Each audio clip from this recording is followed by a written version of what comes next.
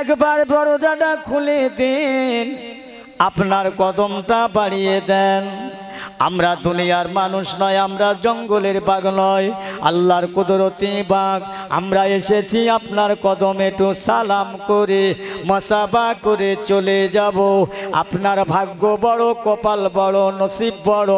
আপনি আখিরি জামানার নবীর পয়গম্বরের আম্মা জান।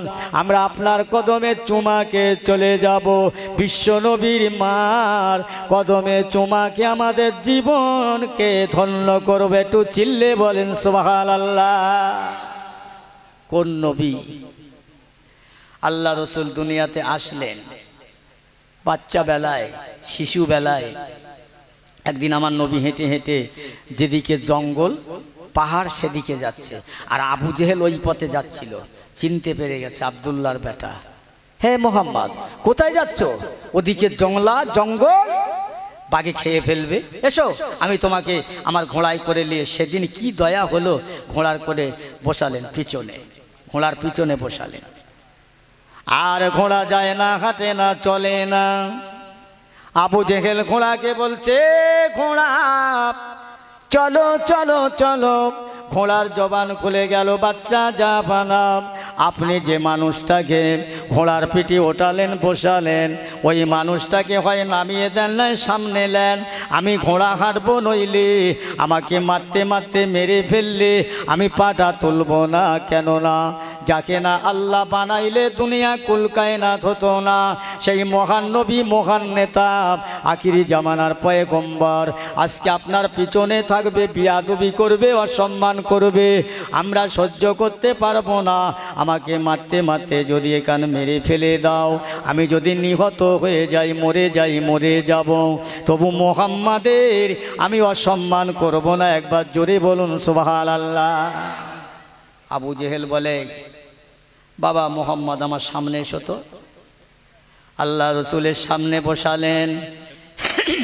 ওই ঘোড়াটা এত জোরে দৌড়তে লাগলেন, দ্রুত বেগে দৌড়ে দৌড়ে আমার আম্মাজান আমিনার ঘরে পৌঁছে গেলেন।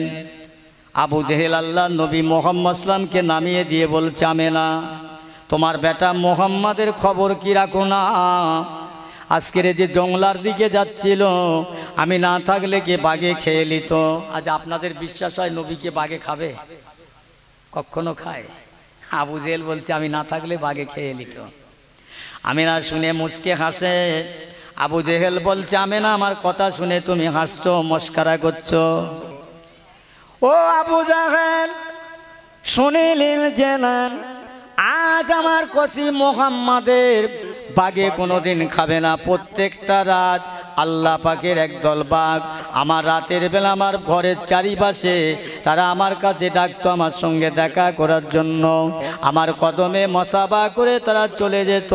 আর আজকে তুমি বলছো আমার মুহাম্মদকে বাঘে খাবে, এটা তোমার ঝুট কথা, মিথ্যা কথা, বাজে কথা। এই জন্যে হাসলাম। একবার জোরে বলা যাবে না সুবহানাল্লাহ? আবু জেহেলকে জিজ্ঞাসা করছে, তোমার ভাইপো মোহাম্মদ কেমন বলো তো? বলছে, আমার ভাইপো মোহাম্মদের মতো আরব রাষ্ট্রের একটাও জন্মায়নি, আর জন্মাবে না। এত ভালো ছেলে। তা ভালো, তা ভালো, খুব ভালো। মক্কার লোকেরা আমার রাসূলুল্লাহর কাছে কলমা পড়েনি, তখন তারা আমানত টাকা গচ্ছিত রেখেছিলেন, বিশ্বাস করেছিলেন, সত্যবাদী, বিশ্বাসী, আলামিন বিশ্বাস করেছিলেন, তারা রেখেছিলেন। আবু জেহেল বললেন, আমার ভাইপোর মতো মানুষ আর এই পৃথিবীতে একটাও জন্মায়নি, আর জন্মাবে না। ভালো কথা। কিন্তু রাসূলুল্লাহর বয়স যখন 25 হয়ে গেল, 25 থেকে 40 হয়ে গেল, আল্লাহর কোরআন আল্লাহ দান করলেন। আল্লাহ বললেন, হে আমার হাবিব, এই কোরআন, এই ইসলাম, এই প্রচার করার দায়িত্ব তোমাকে দিলাম। ওরা তোমাকে মারবে, ধরবে, পিটবে, মক্কা থেকে তাড়িয়ে মদিনায় দেবে, তথাপি তুমি ওদের কাছে ভেঙে পড়ো না, আমি তোমার সঙ্গে আছি। জোরে বলেন সুবহানাল্লাহ। ওরা যাই করুক, আমি আল্লাহ তোমার সাথে। আল্লাহ তরিয়ে নিলেন। আল্লাহ এই জন্যে কোরআনে বললেন না, ওয়ালা তাহিনু ওয়ালা তাহজানু ওয়া আনতুমুল আ'লাউনা ইন কুনতুম মুমিনিন। ও মুসলমান ইমানদার, আমার আল্লাহ পাক জানিয়ে দিলেন বান্দা দুনিয়া তোরা অন্য কিছু দেখবি না, অন্য কোণে যাবি না, তোরা অন্য রঙে যাবি না, অন্য দিকে যাবি না। আমি আল্লাহ বলছি তোরা আমার হয়ে যা, তোরা আমার হয়ে যা, আমি আল্লাহ তোদের হয়ে যাব। তামাম দুনিয়া তোর দুশ্মন হয়ে যাবে, শত্রু হয়ে যাবে, আমি আল্লাহ তোর বন্ধু হয়ে যাব। এ বান্দা আমি আমার হাবিবকে তরিয়ে নিয়েছি, আমার হাবিবের উম্মতে মুহাম্মাদি তোরা, আমি আল্লাহ তোদের তরিয়ে নেব, চিন্তা নাই। আমার আল্লাহ পাক আমার হাবিবকে নিয়েছিল কেমনভাবে তরিয়ে। ও আমার পেয়ারা ভাইয়েরা, আবু জেহেল এই না করতে লাগলো, যেই না আমার নবী ইসলামের দাওয়াত দিতে লাগলেন, ইমানের দাওয়াত দিতে লাগলেন। এই ইমানের দাওয়াত দেওয়ার জন্যে আমার নবী মার খেলেন তায়েবের জমিনে, ওহুদের যুদ্ধে দান দান শহীদ করলেন। বেঈমান কাফের আবু জেহেল উটের নোংরা পচা নাড়ি ভুড়ি আমার নবীর শরীরে চাপিয়ে দিলেন। তার কারণ হলো ইসলামটাকে তারা মিথ্যা ভাববে, 2 নম্বর করে দেবে, আমার রসুলকে 2 নম্বর করে দেবে। আমার আল্লাহ বলছে এই আবু জেহেল হয় না, হবে না, হতে পারে না, কখনো হয়নি। আমি আল্লাহ পাক আমার ইসলামটাও মনোনীত, আমার হাবিবটাও মনোনীত, আমার ধর্মটাও মনোনীত। আমি আল্লাহ পাক আমার আদমকে বানিয়েছি আমার মনোনীত, আমি তাদের বাঁচিয়ে নেব, তোরা কেউ ক্ষতি করতে পারবি না। জোরে বলেন সুবহানাল্লাহ। কথা বুঝলেন? আল্লাহ বলছে অন্যদিকে কোনো দিকে তাকাবি না, আমি আল্লাহ আমার হয়ে যা, বিপদ মুসিবত যা হবে তোরা আমার থেকে সরে যাবি না। একটু যদি মুসিবতে পড়েছি, বিপদে পড়েছি, তখন খুব ঘন ঘন আল্লাহ আল্লাহ করি, আর মুসিবত থেকে উদ্ধার পেয়ে গেলে আল্লাহকে ভুলে যাই। এরকম আছি আমরা, হ্যাঁ এরকম আছি। আমার ভাই এমনি এই ইসলাম পাননি, এমনি এই মাদ্রাসা পাননি, সেই কথাই বলার জন্য আমি এত দূর পর্যন্ত চললাম। সংক্ষেপ 2-4টে কথা বলে যাব। আমার রাসূলুল্লাহ কারো কাছে ধর্মের জন্যে পিস্তল নিয়ে যায়নি, কামান নিয়ে যায়নি, লাঠি নিয়ে যায়নি, বন্দুক নিয়ে যায়নি, বোম নিয়ে যায়নি। নিয়েছিলেন আমার নবীর আদর্শ, রহমতের নবী, মায়ার নবী, দয়া ছিল, মায়া ছিল, ভালোবাসা ছিল। তা দেখে কাট্টা কাফেরেরা তারা ঈমান এনেছিলেন। বলুন না সুবহানাল্লাহ। রসুল কারোকে হিস্সাপরায়ণ হয়ে কথা বলেনি। ভাই আমার দোস্তেরা, মক্কার জমিনে আম্মাজান ঘুরে বেড়াচ্ছেন খালি পায়ে। মক্কার মেয়েরা জিজ্ঞাসা করছেন আমিনা, আমরা তো খালি পায়ে বেড়াতে পারি না, আপনি কি করে বেড়াচ্ছেন, গরম লাগে না?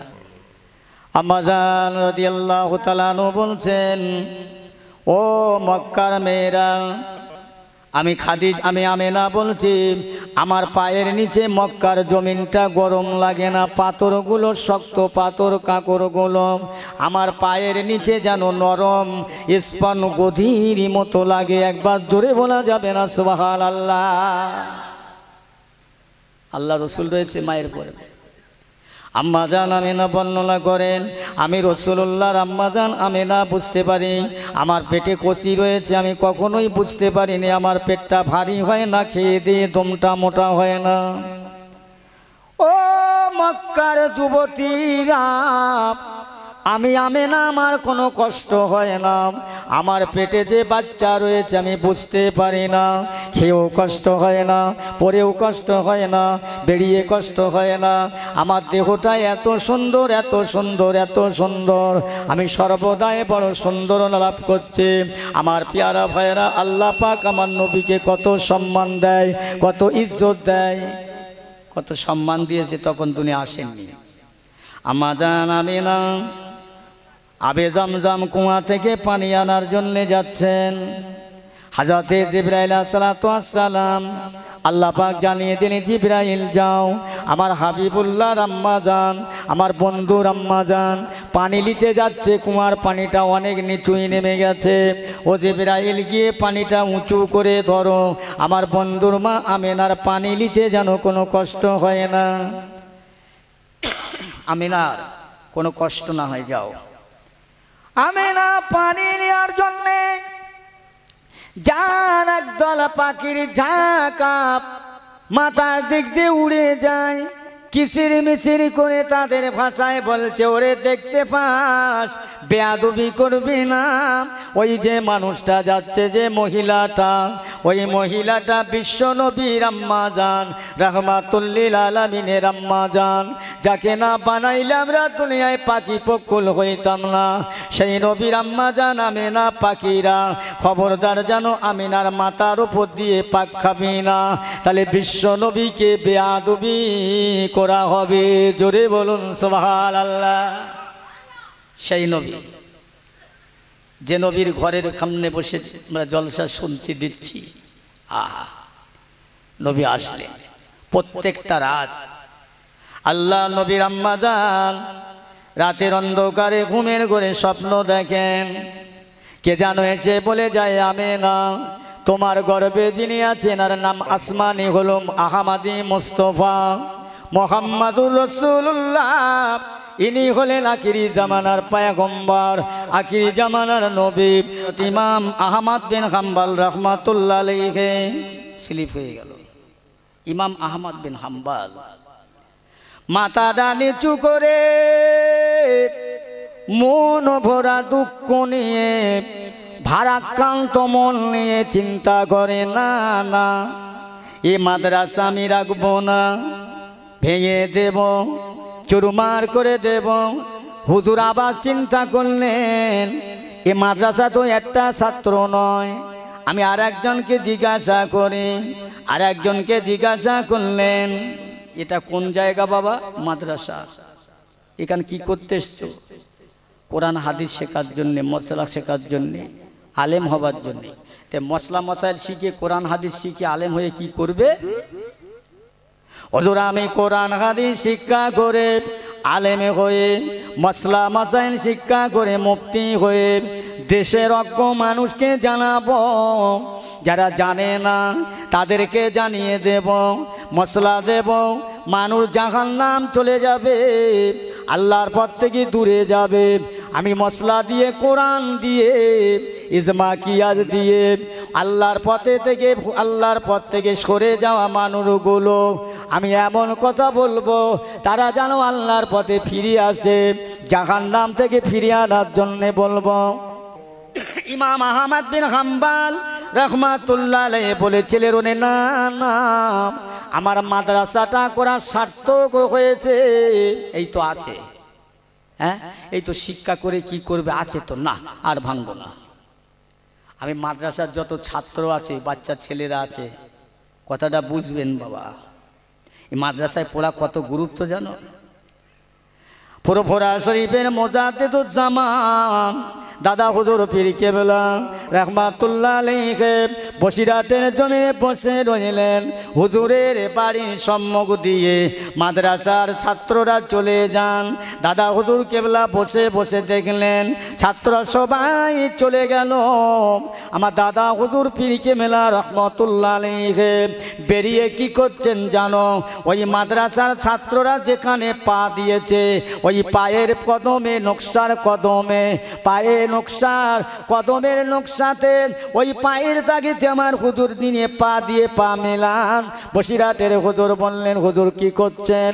বাবা বড় মাওলানা, আমি ফুরফুরার মুজাদ্দিদুজ্জামান কুতুবুল আলম আমিরুশ শরিয়াত আবু বকর সিদ্দিক রাহমাতুল্লাহ আলাইহি কবে বাবা মাদ্রাসায় পড়েছিলাম, সেদিন আমার মাদ্রাসার নাম ছিল, মাদ্রাসার তালবে ইলমের খাতায় নাম ছিল, আমি আল্লাহ পাকের নূরের পায়ারের ওপর দিয়ে মাদ্রাসায় হেঁটে যেতাম।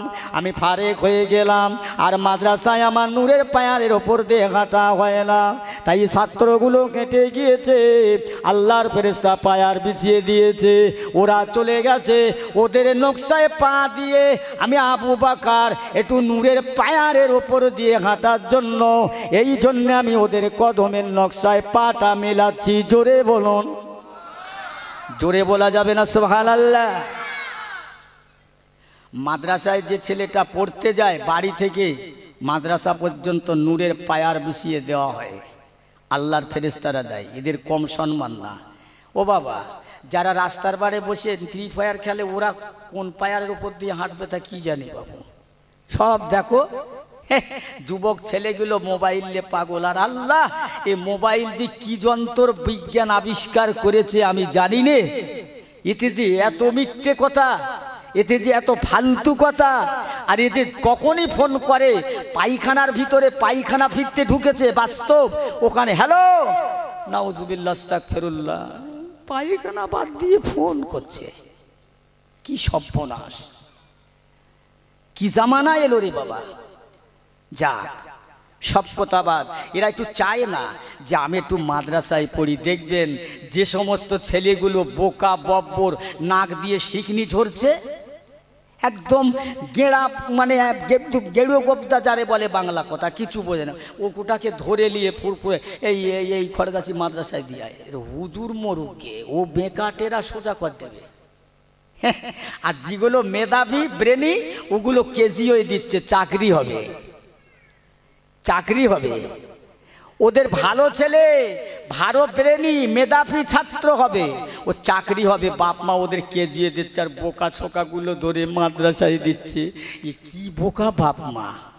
জানেন ওই ছেলেটা আলেম হবে, ওই মাদ্রাসার মাস্টার কত কষ্ট করে, বেকা চুরো টেরা যা আছে কারো পড়া মোটে হয় না। আহা হা, তাদেরকে পড়াশোনা করছে। ভাই রসুলুল্লাহর ঘরের কথা বলছি, এ যে বড় নেয়ামতি ঘর, এই মাদ্রাসায় পড়তে ইচ্ছে লাগে না। আজকে মুসলমান পরিবেশ দূষিত হয়ে গেছে, কোন কারণে? শিক্ষার অভাবে, শিক্ষার অভাব।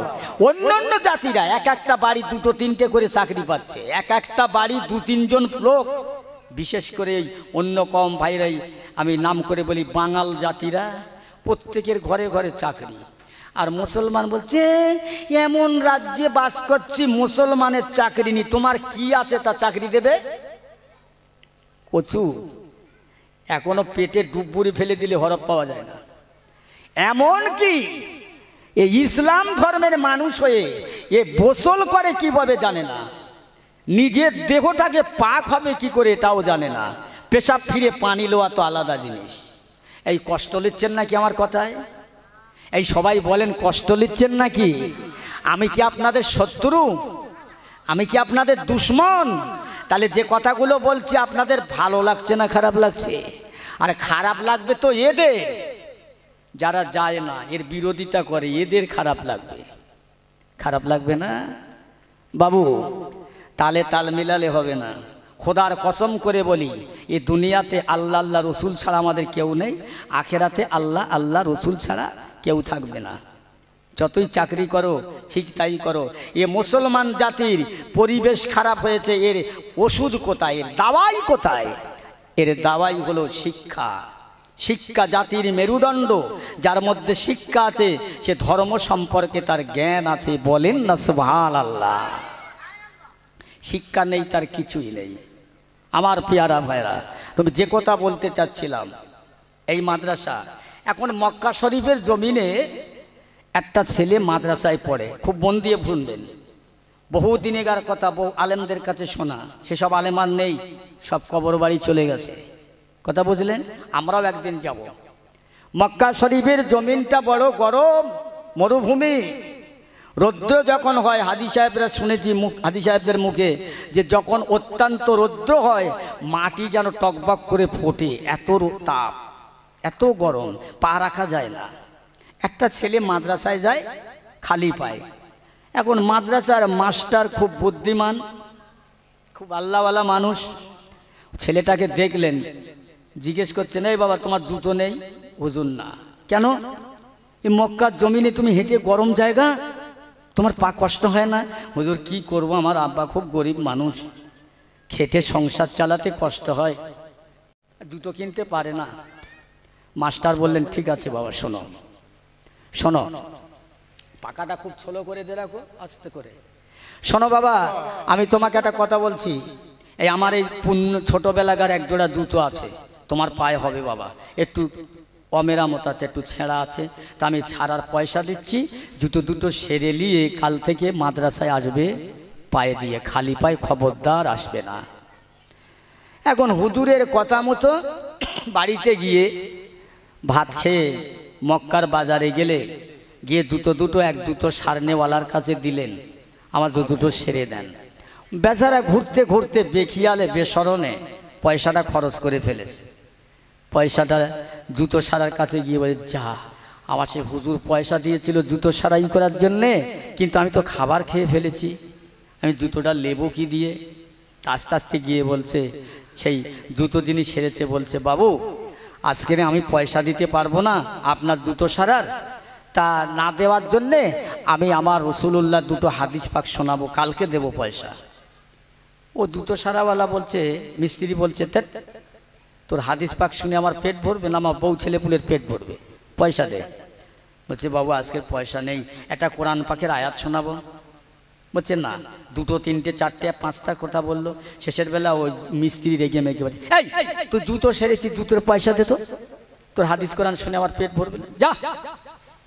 ছেলেটা মনটা মোড়া হয়ে গেল, আস্তে আস্তে বাড়ি গেলেন। জুতো নেওয়া হলো না, আর মাদ্রাসায় যায় না। জিস, 4 আনার পয়সার মূল্যটা মানুষের কাছে এত বেশি, কোরআন হাদিসের দাম নেই, আমি আর মাদ্রাসায় যাব না, এটাই বুঝলেন। কিন্তু এই মাস্টার বারে বারে খবর নেয় যে ওই ছেলেটা মাদ্রাসায় আসে না কেন? বলছে, হুজুর সে বলছে আমি যাব না। কেন যাবে না, আসবে না? চা বলছে না। এখন মাস্টার নিজে গিয়েছে, বাবা মাস্টার মাদ্রাসায় যাও না কেন? হুজুর যাব না। কেন? হুজুর জিজ্ঞাসা করছে কেন, চোখ দিয়ে ছটছট করে পানি আসছে। এ বাবা কাঁদছো কেন, কি হয়েছে, কেন যাবে না, বলো কি হয়েছে আমার সাথে। আল্লাহর ওলিকে বলে, হুজুর এই জন্যে যাব না মাদ্রাসায়, আপনি আমার দুটো জুতো দিয়েছিলেন, সারবার পয়সা দিয়েছিলেন, হুজুর ওই জুতো দুটো মিস্ত্রি কাজে সারতে দিয়ে মক্কার বাজারে ঘুরতে ঘুরতে আমি খাবার খেয়ে ফেললাম বেসরণে বেখিয়ালে। ওই মক্কার বাজারে ঘুরতে ঘুরতে খরচ করলাম, মনে হয়ে গেল আমার পয়সা নাই, কি দিয়ে জুতো নেব। তাই আমি মিস্ত্রিকে বললাম, ভাই আজকে আপনার জুতো সারার মজুরি দিতে পারবো না, না দেওয়ার জন্য আল্লাহ রসুলের একটা হাদিস শোনাবো। সে বলে, হবে না। দুটো হাদিস শোনাতে চাইলাম, তিনটে শোনাতে চাইলাম, কোনো রকম হলো না। হুজুর আল্লাহর কোরআন পাকের আয়াত শোনাতে চাইলাম, শেষের বেলা আমাকে এত জোরে ধমক দিলেন, তুমি করলেন, বললেন তুমি জুতো সেরেছো, পয়সা দাও। তোমার হাদিস আর কোরআন শুনে আমার পেট ভরবে না, আমার বউ ছেলে পুলের পেট ভরবে না, এটা আমার ডিউটি, এটা আমার চাকরি, দাও পয়সা দাও। হুজুর এই জন্যে আমি আর মাদ্রাসায় যাই না। 4 আনার পয়সার মূল্য হলো, আল্লাহর কোরআন নবীর হাদিসের মূল্য হলো না। মাস্টার খুব বুদ্ধিমান চালাক, তাই তো একে কি করে বোঝানো যায়? একটা সোনার থাম দিলেন, হীরা মতি বলে একটা জিনিস, বললে বাবা মক্কার বাজারে নিয়ে যাও তো, এর কে কত মূল্য বলে, কে কত দাম বলে, শুধু কারো কাছে বিক্রি করবে না, দামটা শুনে চলে আসবে। ও মেয়ারা মুসলমান বাবা আমার ভাই জানেরা, ভালো করে শুনেলেন, আল্লাহর বান্দা হুজুরের কাছ থেকে ওই মতি মুক্তর পাথরটা নিয়ে মক্কার বাজারে চলে গেলেন। মক্কার বাজারে গিয়ে দোকানদারের কাছে যান, মাসালার কাছে যান, ভাইজান এটা কি বলেন, এর দামটা কত বলেন। মাসালা বলে এটা রাস্তায় পড়ে পাওয়া পাথর। আলু ব্যাপারীর কাছে নিয়ে গেলেন, আলু ব্যাপারী বলে একটা রাস্তার গুড়িয়ে পাওয়া পাথর। সবার একই কথা।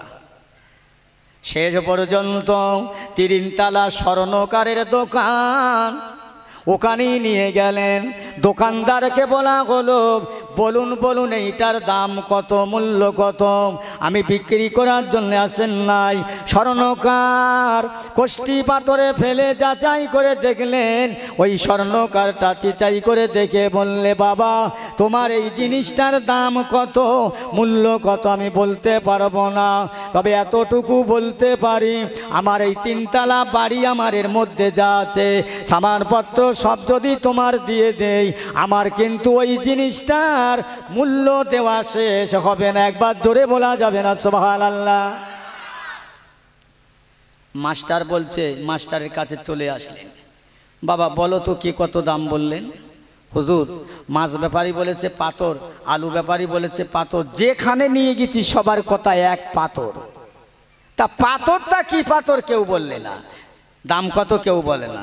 হুজুর শেষবেলা 3 তলা দোকান একটা স্বর্ণকারে, ওখানে নিয়ে গেছি, উনি দেখে বলছে এর যা মূল্য আছে আমার দোকান দিলে পর্যন্ত দেওয়া শেষ হবে না।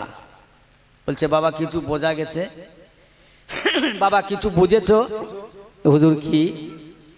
আল্লাহর ওলি বলছে বাবা আলু ব্যাপারী সোনা চিনল না, মাছ ব্যাপারী সোনা চিনল না, ওই বাজারের বহু দোকানদার কেউ চিনল না, স্বর্ণকার চিনতে পারল। তার মানে কোরআন আর হাদিস দুনিয়ার মানুষ কি সবাই চেনে? তুমি যে কোরআন হাদিস জানাতে চেয়েছো চামারের কাছে, এই চামার কি বুঝবে বাবা? কোরআন হাদিসের মূল্য দেবে তো মুসলমান। এই খড়গাছির মানুষ মনে করছেন নাকি আমাদের চামার বলছে? নাউজুবিল্লাহ, না না না না, বোঝাবার জন্যে বলছি। আপনারা চামার নয় তো, হয়তো মনে মনে ভাববেন আমাদের বলছে, না, বোঝাবার জন্যে বলছি। তাহলে কোরআন হাদিসের মূল্য দেবে কারা? মুসলমান, আল্লাহওয়ালা যারা, আল্লাহকে ভালোবাসে যারা। তো সেই জায়গাটা মাদ্রাসা আল্লাহ কবুল করেছেন। দোয়া করি আল্লাহ এই মাদ্রাসা কিয়ামত পর্যন্ত কবুল করেন, বলেন আল্লাহুম্মা আমিন। এই মাদ্রাসার যত ছাত্র ছাত্রী শিক্ষক হুজুর আছে আল্লাহ সবাইকে হায়াতে দারাজ করেন, বলেন আল্লাহুম্মা আমিন। এই গ্রামের যত মানুষ মাদ্রাসার জন্য সাহায্য সহযোগিতা করে আল্লাহ সবাইকে কবুল করেন, বলেন আল্লাহুম্মা আমিন। দোয়া করলেন? দোয়া করছি, দোয়া করব। ভাই আমার মাইকটা কিরমেই শুয়ে পড়ছে। ভাই আমি আপনাদের ছোট করছি না, আমার কষ্ট হচ্ছে খুব কথা বলতে।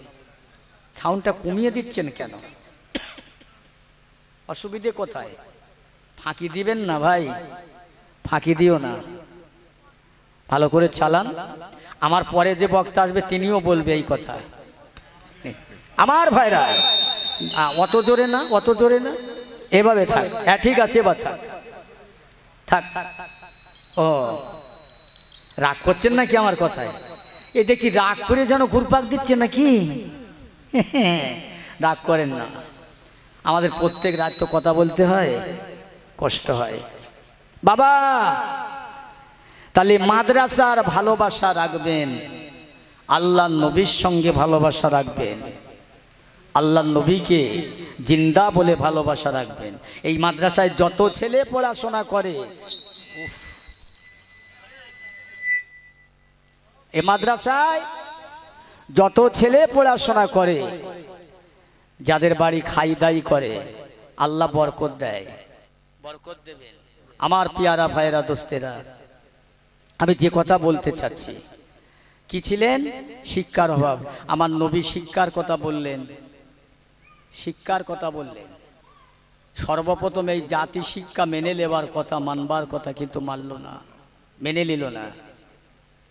আমার ভাইরা আজকের যাকে না বানালে দুনিয়া কুল কায়নাত হতো না। সরকার আইন করেছিল নিরক্ষর দূরীকরণ করব, নিরক্ষর দূরীকরণ করব। এই কথা কার কথা? স্বামী বিবেকানন্দ, ঈশ্বরচন্দ্র বিদ্যাসাগর, বড় বড় কবি, দার্শনিক, সাহিত্যিক, তারা একই কথা বলে গেছে, শিক্ষা জাতির মেরুদণ্ড। এ কথা সর্বপ্রথম আল্লাহ পাক আমার নবীর কাছে জানিয়ে দিলেন, ইকরা বিসমি রাব্বিকাল্লাযী খালাক। পড়ো, পড়ার থেকে দূরে থেকো না। তাহলে আজকের সেই পড়ার জায়গাটা মাদ্রাসা। কিছু পাবেন, আল্লাহ কিছু দেবেন।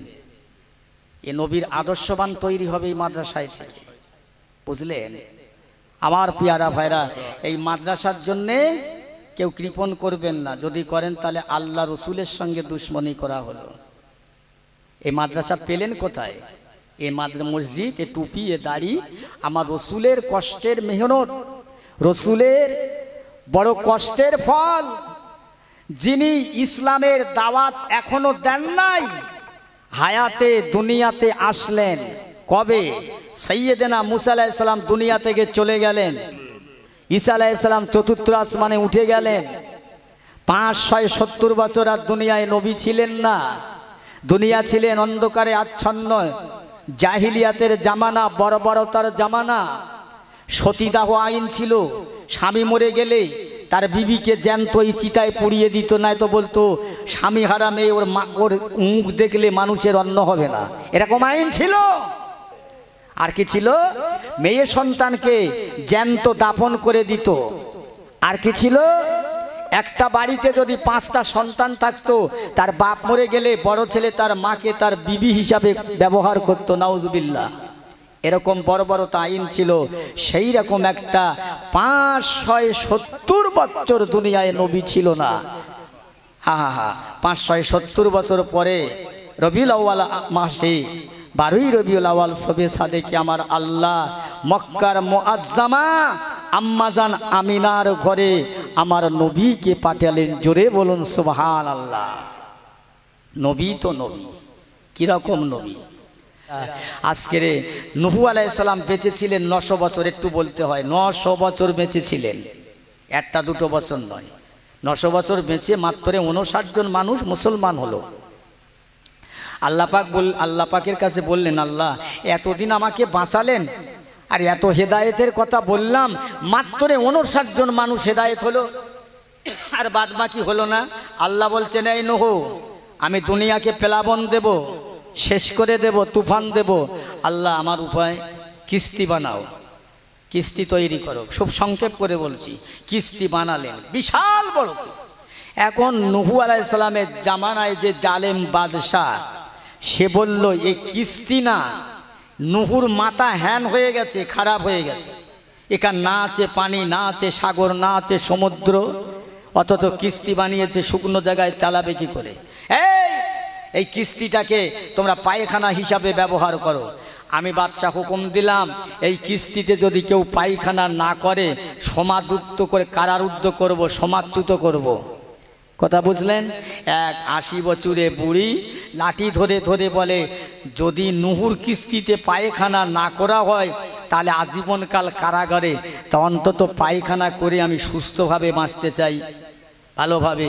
এখনও লাঠি নিয়ে উঠতে উঠতে উঠতে উঠতে সিঁড়িবে, একেবারে গা টলে মাথা টলে, 80 বছর বয়স তো, পা টলে পড়ে গেলেন কিস্তির ভিতরে, একদম গলা পর্যন্ত পায়খানায় ঢুকে গেল।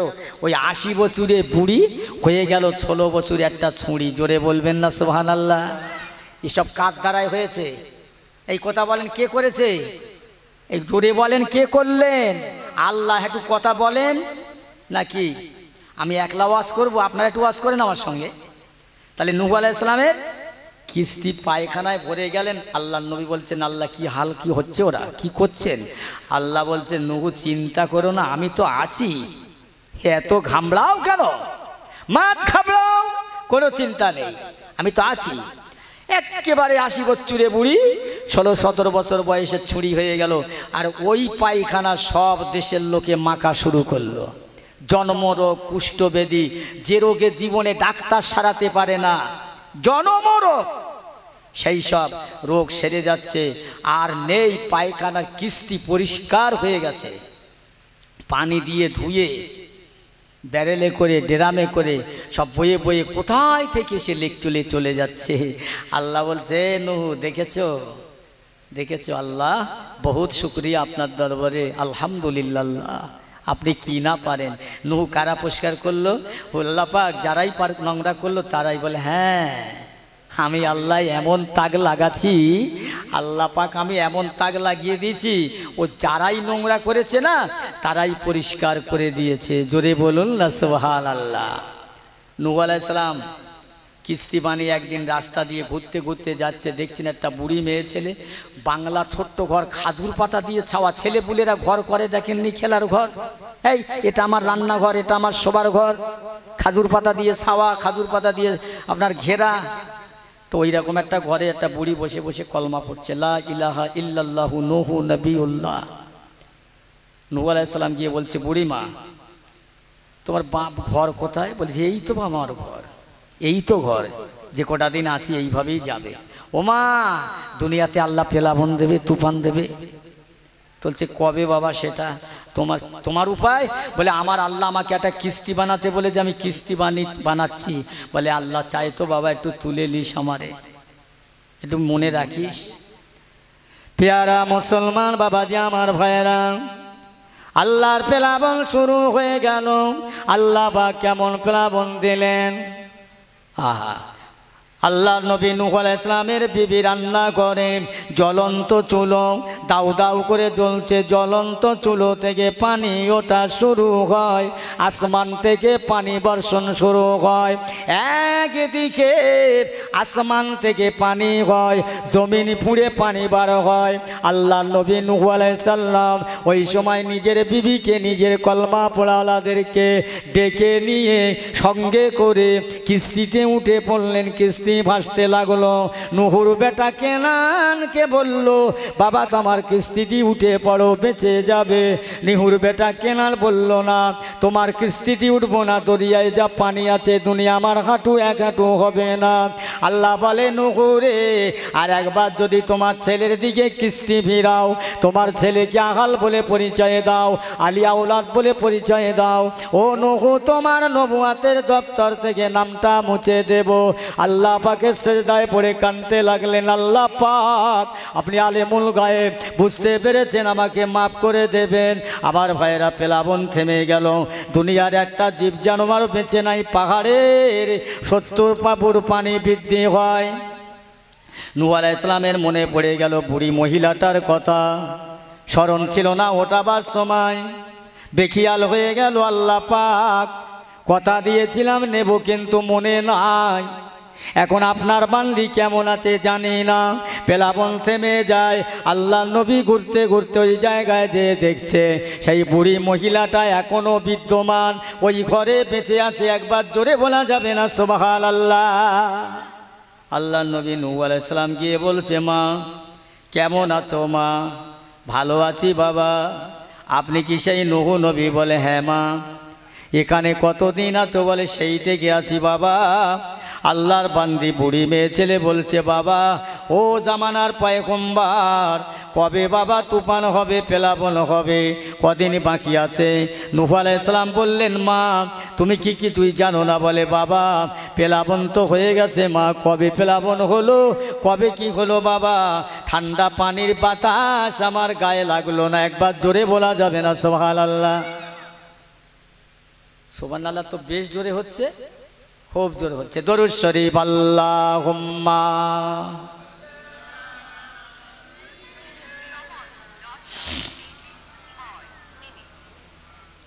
ওয়া আলা আলি।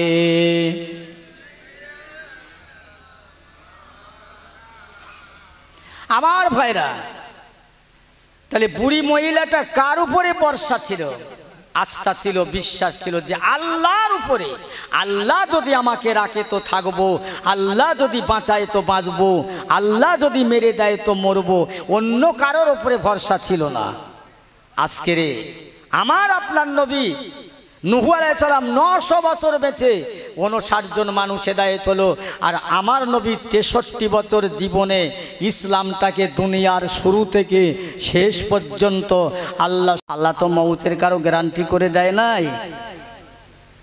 তবে সকলের মউত হবে, সাদা কাফন প্রত্যেকেরই জোড়াতে হবে। গুনাহ করেছি, পাপ করেছি, গুনার জন্যে, তওবার জন্যে, মাপের জন্যে আজকের আপনাদের এই জায়গায় বসার খুব প্রয়োজন হয়েছে। একটা জিনিস শোনেন, একটা বন্ধু আর একটা বন্ধুকে ভালোবাসে প্রাণ দিয়ে। এ ভালোবাসার বন্ধুটাকে 10টা বছর খুঁজে পাচ্ছেন না, না পেয়ে 10 বছর পরে দেখলেন ঘটকপুকুর এক চায়ের দোকানে বসে চা খাচ্ছে, চোখে পড়ে গেল। আহা, বন্ধুর মায়া তো, বন্ধুর ভালোবাসা। তাড়াতাড়ি করে গিয়ে পাঁজা করে জড়িয়ে ধরলেন। বন্ধু কোথায় ছিলে এতদিন? হ্যাঁ, পাঁজা করে জড়িয়ে ধরে কি করবে, বাড়ি নিয়ে গেলেন।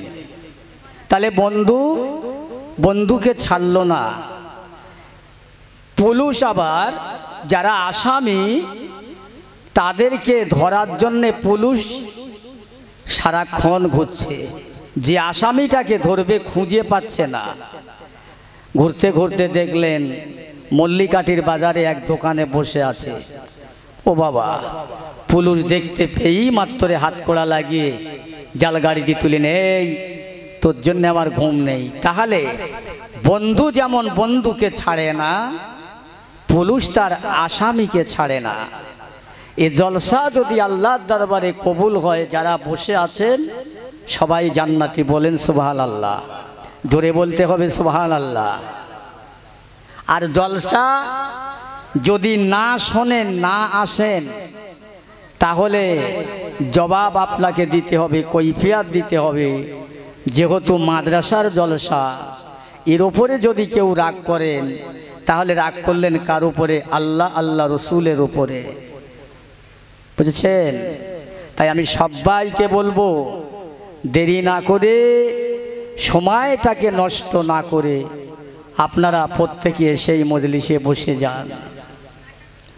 আউযু বিল্লাহি মিনাশ শাইতানির রাজীম। বিসমিল্লাহির রহমানির রহিম। নাহমাদুহু ওয়া নুসাল্লি আলা রাসূলিহিল কারীম। আম্মা বা'দ ফায়া আইয়ুহাল হাজিরুনাল মুসলিমুনা রাহিমাকুমুল্লাহ। ফাকাদ ক্বালা আল্লাহু তাআলা ফি কালামিহিল মাজিদ ওয়াল ফুরকানিল হামিদ। ইয়া আইয়ুহাল্লাযীনা আমানুত্তাকুল্লাহা হাক্কা তুকাতিহি ওয়া লা তামুতুন্না ইল্লা ওয়া আনতুম মুসলিমুন। ওয়া ক্বালা আল্লাহু তাআলা ফি কালামিহিল মাজিদ ওয়াল ফুরকানিল হামিদ। কুল ইন কুনতুম তুহিব্বুনাল্লাহা ফাত্তাবিউনি ইউহিব্বুকুমুল্লাহ ওয়া ইয়াগফির লাকুম যুনুবাকুম ওয়াল্লাহু গফুরুর রহিম। وقال الله تعالى في أيضا الكتاب مخبرا وآمرا وما أرسلناك إلا رحمة للعالمين. وقال الله تعالى في رسول الله সাল্লাল্লাহু আলাইহি ওয়াসাল্লাম লাকাদ কানা লাকুম ফি রাসূলিল্লাহি উসওয়াতুন হাসানাহ। মাইকার কি হলো? প্রথম তো ভালো ছিল, সাউন্ডটা ঠিক করো না। ওয়াকালা রাসূলুল্লাহি সাল্লাল্লাহু আলাইহি ওয়াসাল্লাম والصلاة مفتاح الجنة. وقال رسول الله صلى الله عليه وسلم والصلاة معراج المؤمنين. وقال رسول الله صلى الله عليه وسلم الدنيا معذرة الآخرة. إن الله وملائكته يصلون على النبي يا أيها الذين آمنوا صلوا عليه وسلموا تسليما. درود اللهم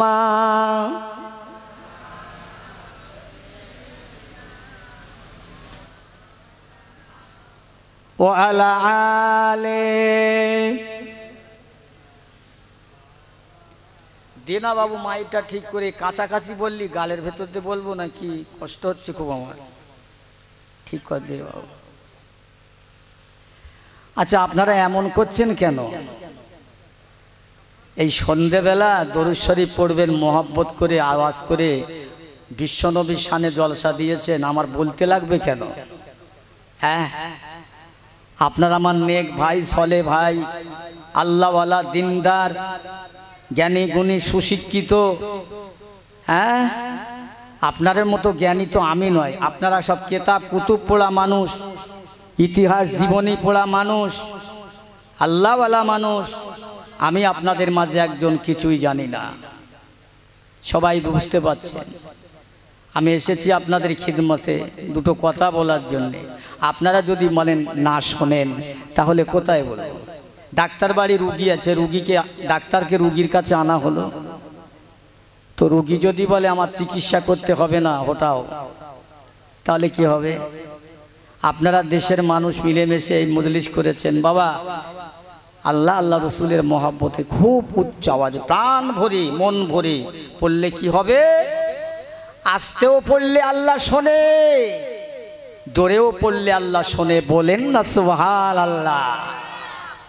একটা পিপিলিকা কালো পাথরের উপর দিয়ে হেঁটে যায়, ওই হেঁটে যাওয়া পায়ের আওয়াজটা আল্লাহ শোনে এবং পিপিলিকাটাকে আল্লাহ দেখতে পায়। প্রাণ ভরে বলেন সুবহানাল্লাহ। জোরে বললে কি হবে? চাঁদা তোলে না, কালেকশন করে না? বলা হয়েছে গোপন দান বড় দান, তবু বলছে হুজুর আমি 10,000। নারায়ে তাকবীর। কেন বলা হয়? আর একজন যদি 10,000 দেয় উৎসাহ বাড়ানো হলো, এতে ফায়দা আছে, এতে ফায়দা আছে। আপনারা লজ্জা করবেন না, নলপথ করবেন, অবহেলা অযত্ন করবেন না। রাসূলুল্লাহর শানে দরুদ শরীফ পড়বেন, দরুদ শরীফ পড়বেন। দরুদ শরীফ বড় মূল্যবান। আসুন সবাই প্রাণ ভরে পড়েন আল্লাহুম্মা সাল্লি আলা সাইয়্যিদিনা ওয়া আলা আলি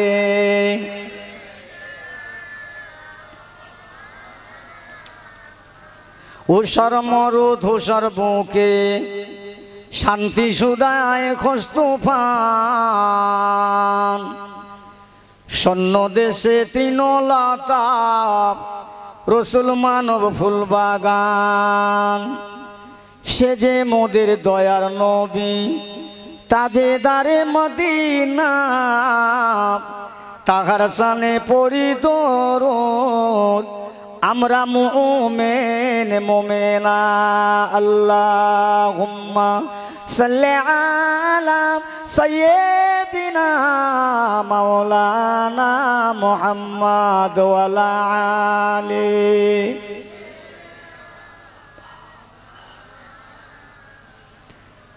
আমি যদি আরব হতাম মদিনার ওই পথ, আমি যদি আরব হতাম মদিনার ওই পথ, ওই পথে চলিতেন আমার নূর নবী হযরত। আল্লাহুম্মা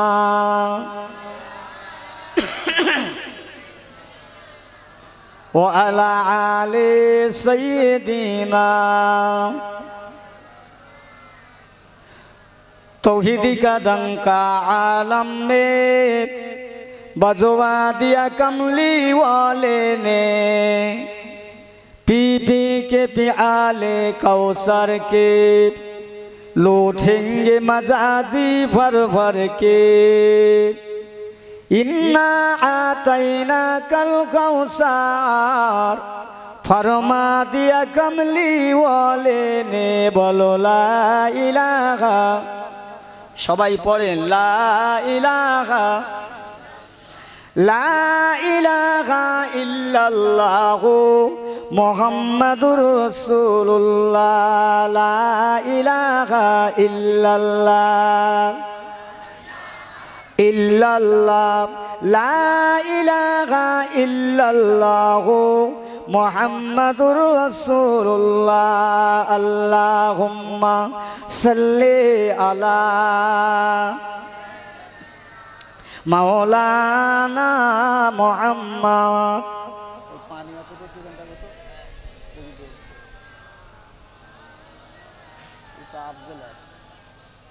মদিনাতে কাঁদেন নবী মোদের পাপের লাগি।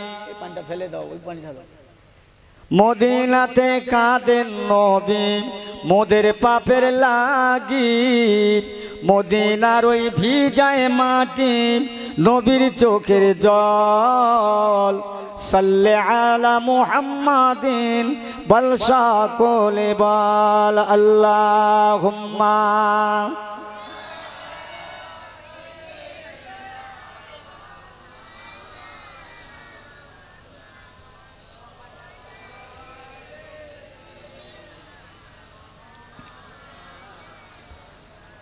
সকলে তো হাত ওঠাল আল্লাহুম্মা আমিন।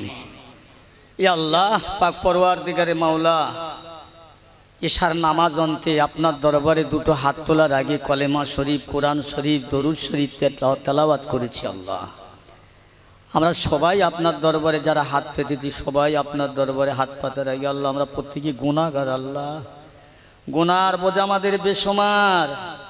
আল্লাহ আমরা এমন পাপী, আপনার কাছে হাত তুলে দোয়া চাইলে আমাদের পাপের দিকে যদি তাকান আমরা মাপের আওতায় পড়ব না আল্লাহ। তবে বেহায়ার মতো নির্লজ্জের মতো ক্ষমা পাবো, মাপ পাবো, আপনার কোরআন পাক ভাস দিয়েছি আল্লাহ। সেই আশায় আশা নিয়ে বুক ভরা ভালো ভাষা নিয়ে আশা নিয়ে আল্লাহ আপনার দরবারে দুটো হাত পেতেছি। আল্লাহ এই মাদ্রাসা, এই জলসা কি আপনার দরবারে কবুল করেন আল্লাহ। আল্লাহ বড় নেয়ামতি জায়গা আল্লাহ, যেখানে আপনার হাক্কানি আলেম পয়দা তৈরি হয় আল্লাহ। রাসূলুল্লাহর ঘর আল্লাহ, ই আল্লাহ কবুল করেন আল্লাহ। আমাদের মাফ করে দেন আল্লাহ, আপনি আমাদের ক্ষমা করুন এবং আমাদের রেখে যারা দুনিয়া ছেড়ে নীরব নগর অন্ধকার কবরের জমিনে চলে গেছে আপনি তাদেরও মাফ করে দিন আল্লাহ। আল্লাহ তাদের কেউ নেই, তারা বড় নিরুপায় অসহায় আল্লাহ।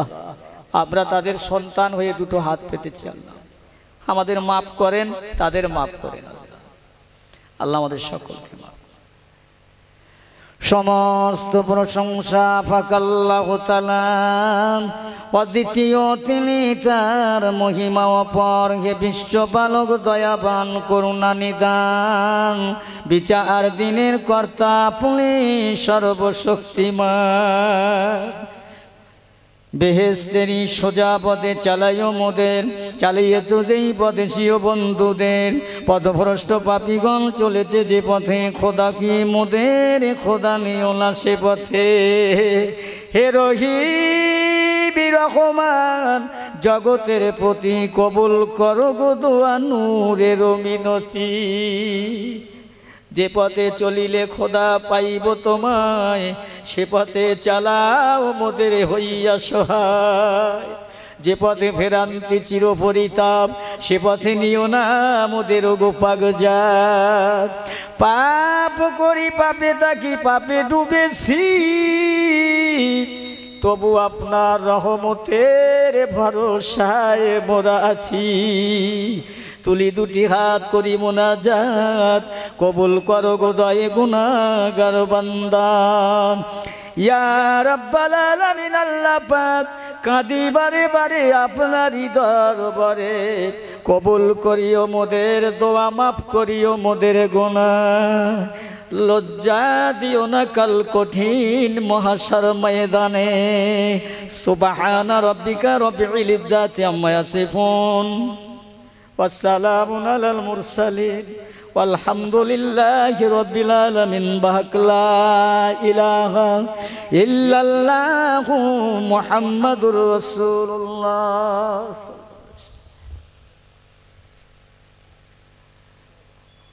উপস্থিত মুআজ্জাজ মুহতারাম, মহাসম্মানিক ওলামা হযরতগণ, আমার সম্মুখে বসে থাকা দিন দরদি, ইসলাম দরদি, আমার মোমেন মুসলমান আব্বাজানেরা, ভাইয়েরা, মুরব্বীরা, ছেলেরা, নজওয়ানেরা, যুবকেরা, পর্দার অন্তর আড়ালে শান্তিকামী ইসলাম দরদি, খোদা ভীরু, আল্লাহ ভীরু আমার মা বোনেরা, আল্লাহ পাকের দরবারে যে সময় যে টাইমে আমরা একটা জায়গায় বসেছি, আল্লাহর দয়া, আল্লাহ শুকরিয়া। আজ খড়গাছির মাদ্রাসার প্রাঙ্গণে বিশ্ব নবী দিবসের মজলিসে বড় পাক জায়গা, পবিত্র জায়গা, ভালো জায়গা আল্লাহ আমাদের বসিয়েছেন। নাপাক থেকে দূরে এনে, খারাপ থেকে, বাজে কাজ থেকে, যে কাজ করলে হাসরের ময়দানে নাজাত মেলে না, আল্লাহ আমাদের সেই জায়গা থেকে ফিরিয়ে এনে আল্লাহর মনোনীত বেহেশতের বাগানে আল্লাহ আমাদের বসিয়েছেন। বলেন না আলহামদুলিল্লাহ। সবাই মিলেমিশে আওয়াজ করে বলেন আলহামদুলিল্লাহ। কি গো, এই খড়গাছির গ্রামে, এত বড় গ্রাম, এই কোটা লোক, তার মানে বোঝা যাচ্ছে হৃদয় অন্তর কালিময় হয়ে গেছে। আমি আপনাদের খিদমতে বেশি লম্বা চওড়া করব না।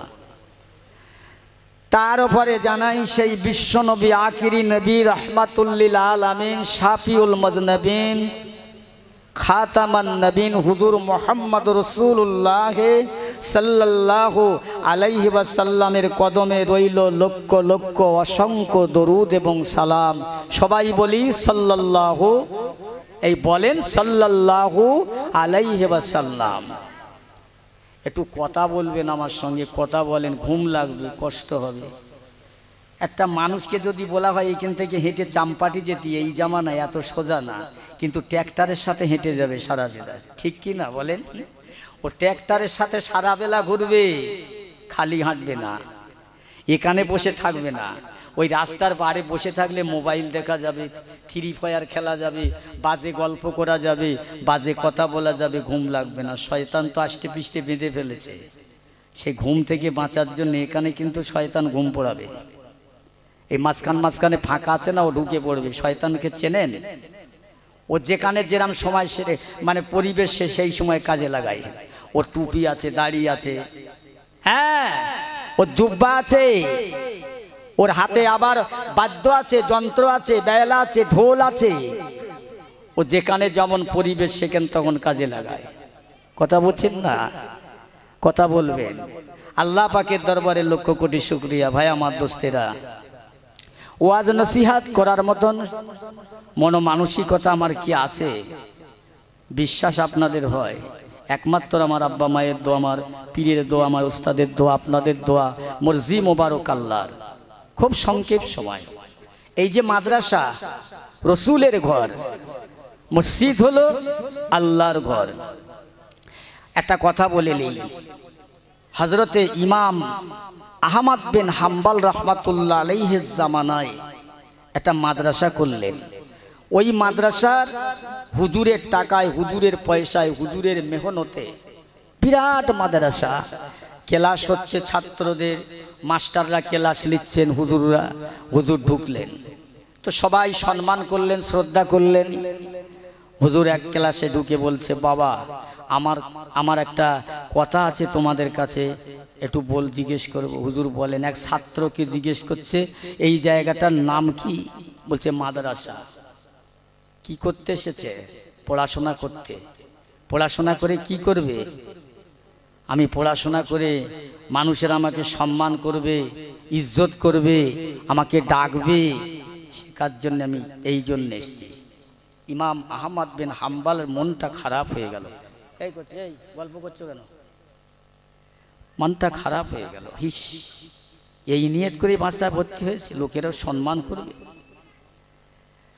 আল্লাহর জগতের ইমামে আজম আবু হানিফা রহমাতুল্লাহ